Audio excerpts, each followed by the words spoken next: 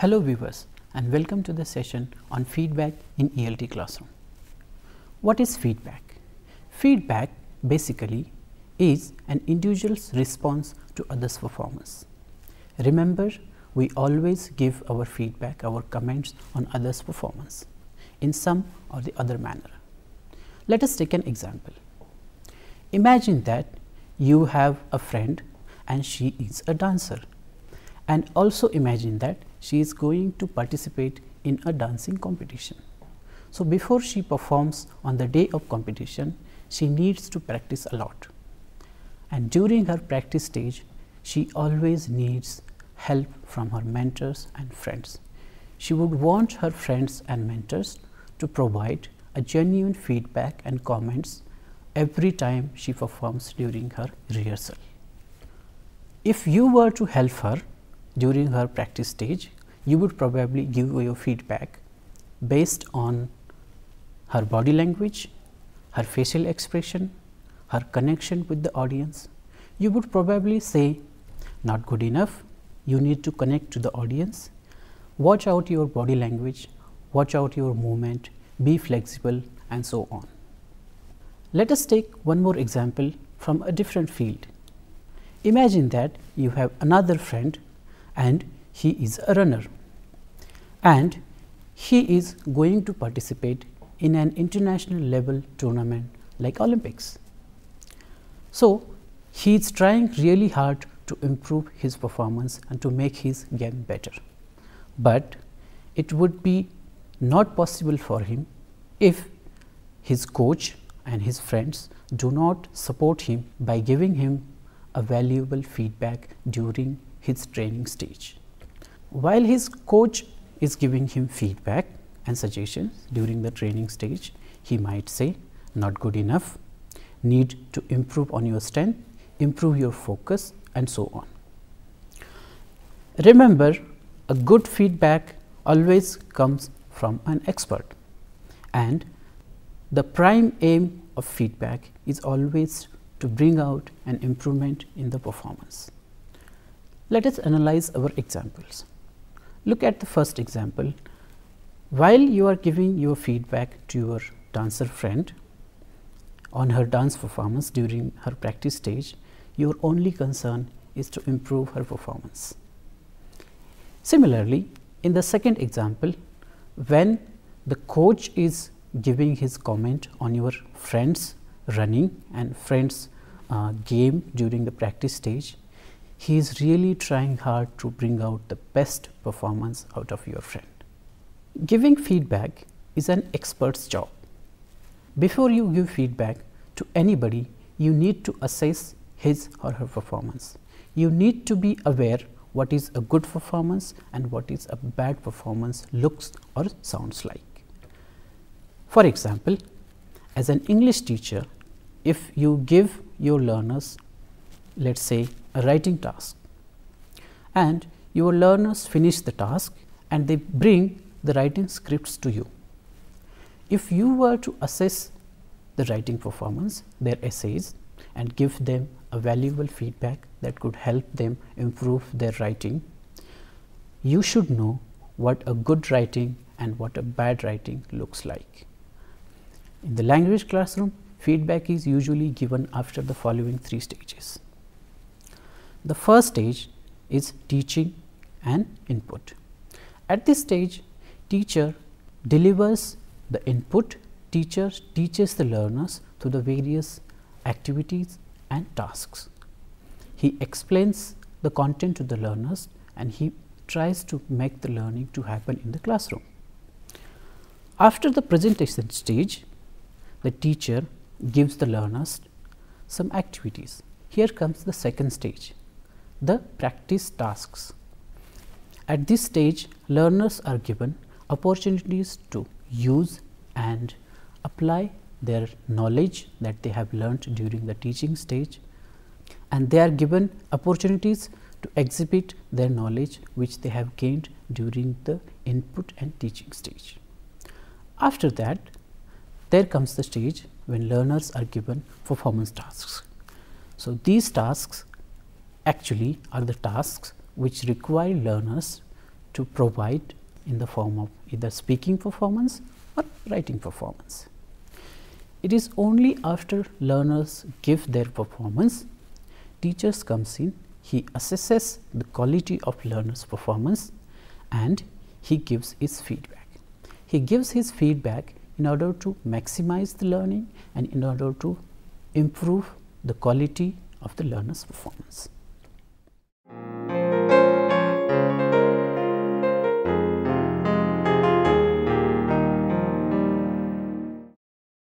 Now, let us discuss the relationship between feedback and teaching.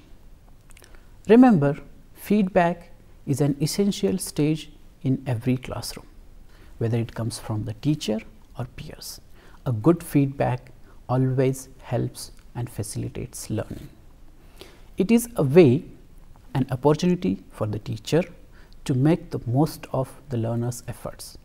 It is a chance to the teacher, for the teacher to communicate the results of his assessment of learners' abilities, knowledge and skills. He can make the learners reflect and think critically on their own learning process. Feedback helps learners in planning further course of action, and teacher can suggest learners a few strategies and few tricks to maximize their performance. A teacher can raise learners' awareness about their linguistic and knowledge deficit through his feedback.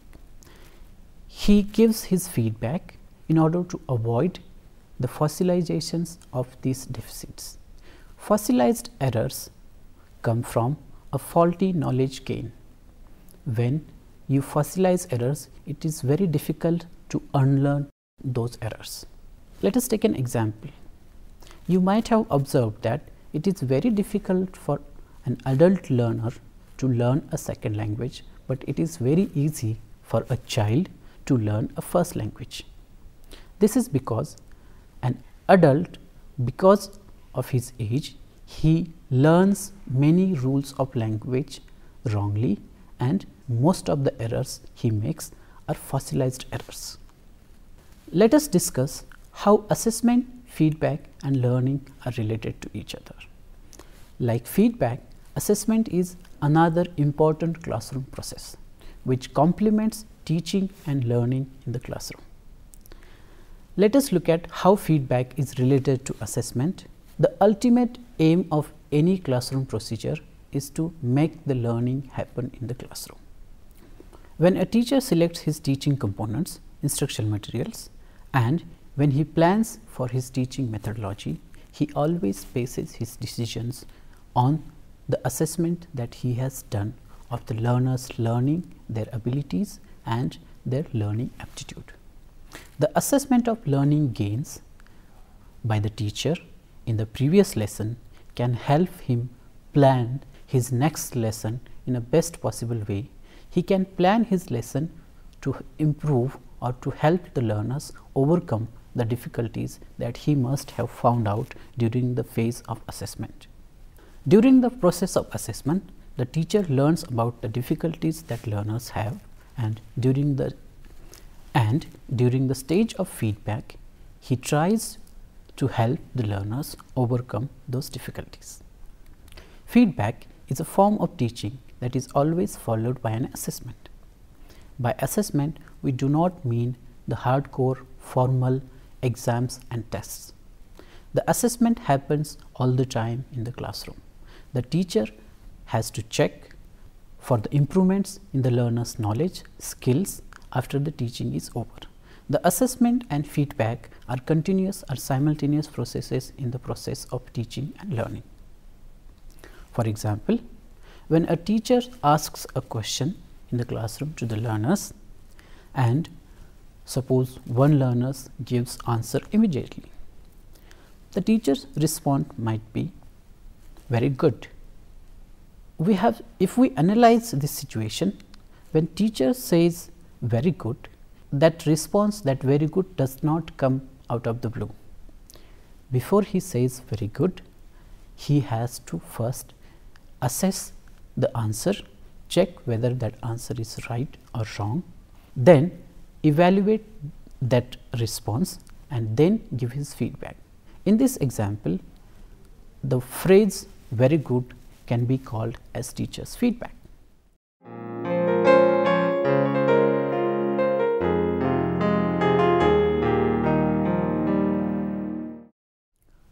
Feedback is always based on teacher's assessment of learner's learning. When the teacher assesses the learning gains, his assessment is always based on either an explicit or implicit set of criteria that are in line with the learner's goals or objectives. The objectives of an instructional program always guide the teacher in setting the level of perfection required in the learner's performance. Language is a complex phenomenon. There are a large number of norms available for all the areas of communicative language ability. While assessing or giving feedback, the teacher must consider multiple factors such as background knowledge of the learners, their level of proficiency, the course objectives, and so on. We cannot expect a second language learner of English to provide or to speak like a native speaker of English.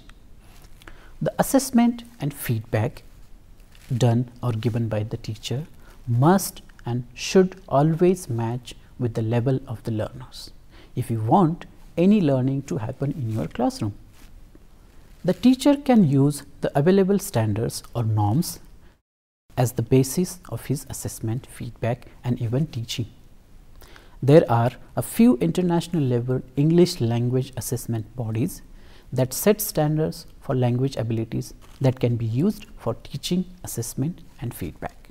Few of them are Common European Framework, as we call it CEFR. Then we have TOEFL, we have IELTS. These bodies provide a detailed set of rubrics that can be used by the teachers for assessment and for feedback for the learners, and across the proficiency levels and for a variety of language abilities. However, the classroom feedback is not restricted to such norms. A teacher has liberty to adopt these rubrics according to his classroom needs.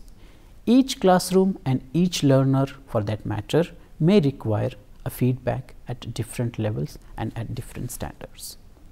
However, a set of rubrics always guides teacher as a point of reference when he prepares for his feedback and when he teaches or when he assesses learners' performance. The teacher can then modify, and he should modify, those rubrics as per the needs of his classroom and as per the needs of his individual learners.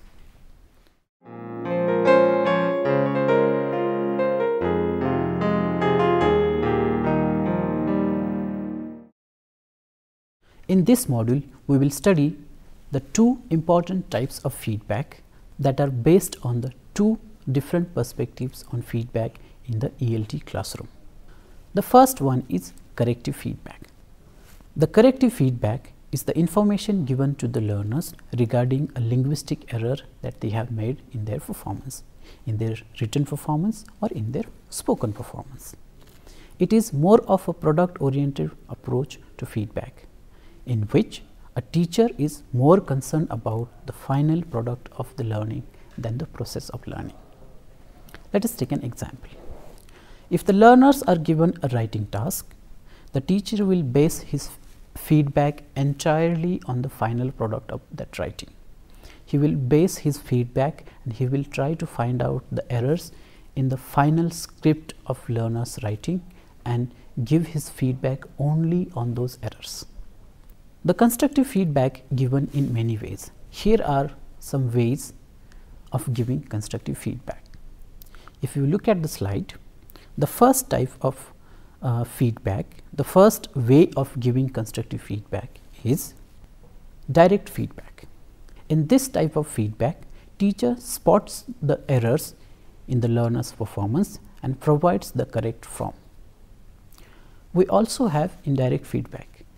In this type of feedback, the error is indicated by underlining a part of the text that contains the error, indicating the number of errors in the margin or entering an error code in the text itself.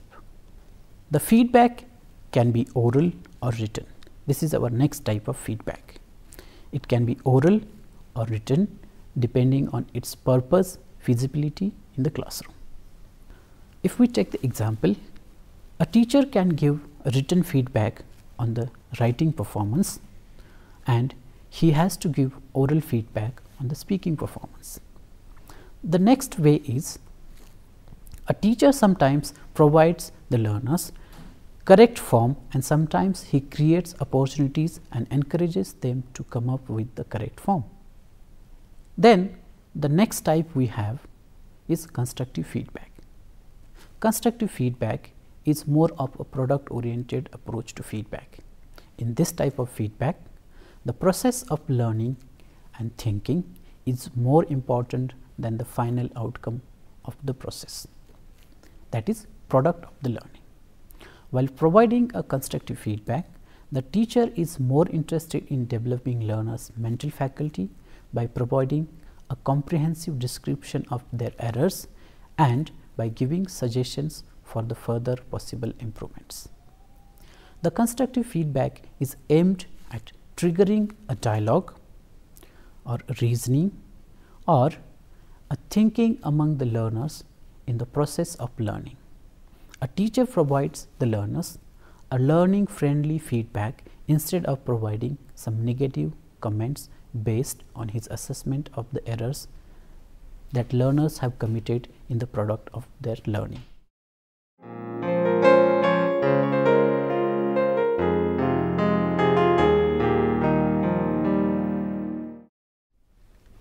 Teachers play a key role in determining the learning culture in the classroom through the language they use and through the decisions they make in their classroom.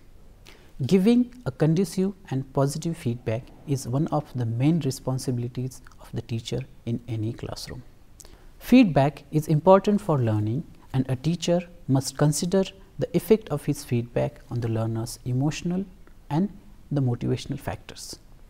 The content, the language of the feedback should be presented in such a way that it does not demotivate the learners from learning further.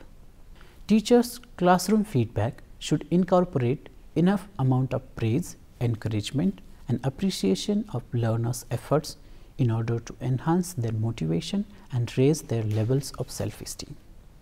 Sustaining learners' interest, motivational level and belief in the process of learning is essential in the process of learning. Hyland and Hyland state that, I quote, "The ways teachers choose to express their feedback can affect both students' reactions to it and the extent to which they use it in their revisions." Teachers always must keep in mind that the prime role of their feedback is to channelize learners' thinking in a way to encourage them for the improvement and to raise their awareness about the loopholes in their current knowledge in the best positive way.